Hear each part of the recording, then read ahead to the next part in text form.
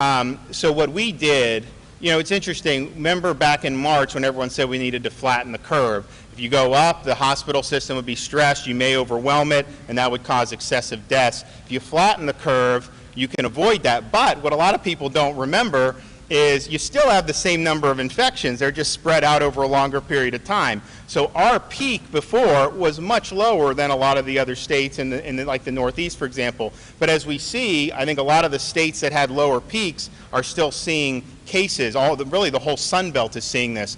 And so that means that, you have infections you got to deal with, obviously hospital, but we are much better prepared to deal with this. I mean, we have therapeutics like remdesivir. We have a massive testing infrastructure. Everyone that goes into a hospital now can get tested like that, and they are doing that. When my wife and I, we had a baby at the end of March. My wife didn't get tested. There weren't enough tests to go around to do that at the end of March. Now, if you go in to have a child, you have an elective procedure, they're all doing that. One of the things that we are way better off on today than we were in March and April is we now have a series of skilled nursing facilities that are COVID only. And so if you have an outbreak at a nursing home, maybe you have 2 residents that test positive, but they're not, it's amazing, some of these residents will test positive and they're asymptomatic.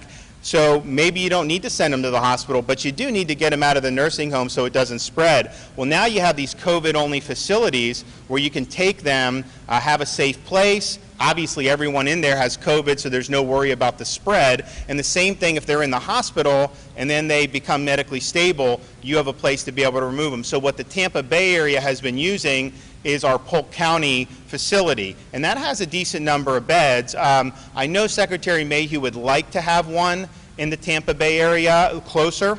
We haven't been able to necessarily nail down, because obviously you have to have the proper facility, you got to get somebody who's operating it.